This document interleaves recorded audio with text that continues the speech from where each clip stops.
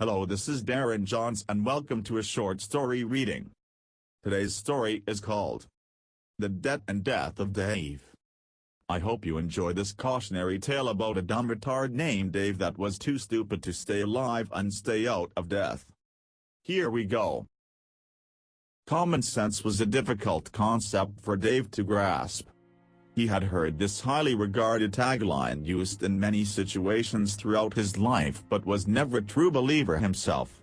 Dave was only out for what he viewed as mutually assured stonage, which was a term Dave privately or semi-publicly revered as the 420 rule. Dave would one day in the very near future realize the true toll that this mutually assured stonage and how much it can set of the course of events that eventually take down any man of Dave's mediocre gravities. We'll have to back way back to the days of old when YouTube was a young project unmolested by Google and its subversive tentacles. The days where Dave would put out his filthy junk videos that he made in the backyard with reluctant volunteers that were also his acquaintances from school. One acquaintance that would often frequent Dave's house after school was a fellow named Amos Hansen. Amos Hansen was a cigarette smoker by the age of 12 and had already kissed his cousin on numerous occasions. Dave always looked up to Amos as sort of a role model in the degenerate dumbass kid kind of way. Amos' mother, Shirley Hansen, was half man half woman and was always cooking butter soup to eat throughout the entirety of the day. Shirley was almost always seen topless in public. She had been arrested so many times the police stopped caring and let her do it and was acquitted for the murder of her husband Ben. Amos had a pretty rough life already, but that got even worse when he met Dave. Dave did something to Amos that Amos would never forgive him for. Dave stole Amos' cousin Jesse right from under him. The anger that festered inside of Amos would never be fully exposed to the world until the correct moment in time somewhere down the road in the future. Amos waited for the right moment to catch Dave by surprise. Catch him red-handed. And he did. Amos waited outside of Dave's front door on Monday morning before school. As soon as Dave walked out that door, he was met with a flurry of fists from Amos, landing every punch. Dave fell to the ground a broken kid. Amos would never hang out with Dave again and Amos' cousin broke up with Dave. Dave was all alone again. Years would pass by and Dave would still think about Amos and the betrayal that was dealt to young Dave. Dave finally quit high school and decided to take up a lackluster and miserably bad comedy video skits for his YouTube and Facebook pages called Diggity's Playhouse.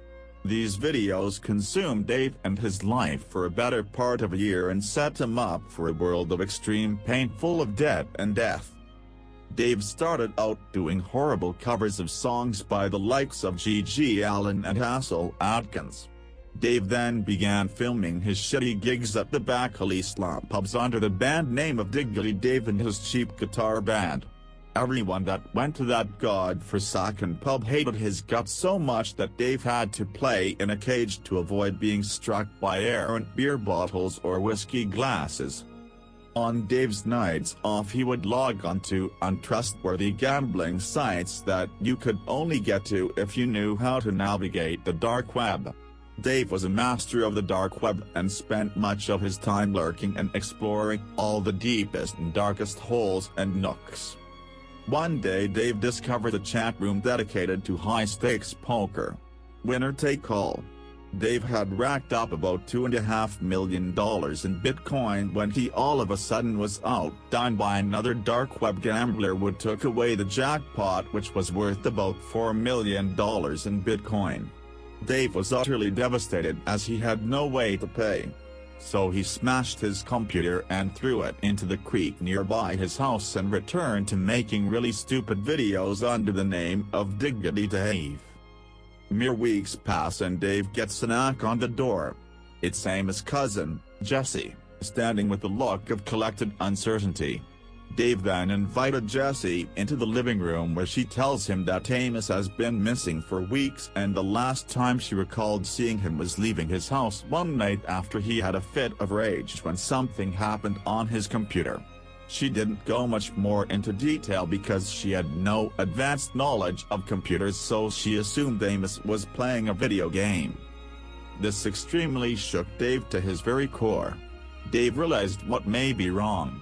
The guy he was playing poker with that was supposed to take home the grand prize got swindled by Dave.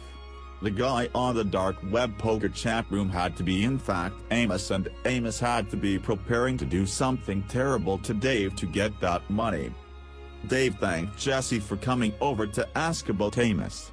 So, as not to startle Jessie, Dave assured her that Amos may just be off doing his own thing and will return sometime soon. Later that night Dave stayed up all night wondering how far Amos could be from him, if he's bringing help, if he intended on killing him. Almost all thoughts imaginable ran through Dave's head. Dave knew what Amos was capable of. He was beaten badly by Amos in high school, so he could only imagine what kind of insanity has festered in his minutes since then. Months passed by and Dave has fully assured himself that Amos was never coming back for him, and whatever he did he probably offed himself from being screwed out of $4 million. Dave takes up a new hobby of online racing which he truly grew to love passionately. He found friends named Jacob Palmer and Cohee. Unknown to Dave, his debt began to grow more and more. His debt, starting at the $4 million from the poker game, had inflated to around $33 billion after months of massive interest rates. Dave raced and raced and raced. He got so into the NR 2003 scene that he began painting his own cars that he would drive online with the Open Speedway server. He would gain quite a few friends racing between old and new drivers at Open Speedway. Dave felt like he finally had found a home again. His anxiety about Amos had all but washed away from the forefront of Dave's mind. One night, while racing, Dave's luck would melt faster than a stick of butter in the left lane of southbound I-75 in the middle of July. Dave was leading all race long when all of a sudden he caught up to a lap car.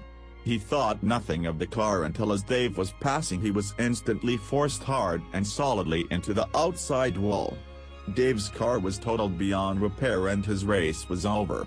This was a shocking thing to Dave. He had no enemies, he didn't know what he had done. Later that night Dave called Jessie and asked if there were any new updates on Amos' disappearance. Jessie said the family had yet to hear from Amos and they have almost given up on looking for him any further. In this moment Dave proposed to Jessie over the phone. Jessie was stunned by this. Although shocked, she accepted Dave's love and planned on getting married to him. Little did the two lovebirds know, there was a third line on that call who was listening in from an undisclosed location not many miles away from Dave's apartment. Around 11 at night Dave decided to log back onto NR 2003 to race some more on Open Speedway. Dave had always made sure to lock the doors in his house before preparing for bed, but on this night, Dave being excited about asking Jessie to marry him, Dave forgot to do a double check to make sure the apartment was secure. As Dave immersed himself into an exciting race at Talladega, which was in the final 2 laps of the race, Dave heard a faint creaking sound coming from the living room. Dave excused this as merely the air conditioning making noises. As Dave raced down the backstretch at Talladega into the final 2 corners of the race, Dave's door bursted open. Dave was spun out hard and head on into the wall in turn 4, while Amos beat Dave's head with a bronze cast steering wheel. Amos beat him and beat him so hard Dave's head turned to mush. After Amos thoroughly beat Dave's disfigured head, Amos left the house and walked down the street under the veil of the moon's light. Dave and his debt were turned into nothingness just like he started.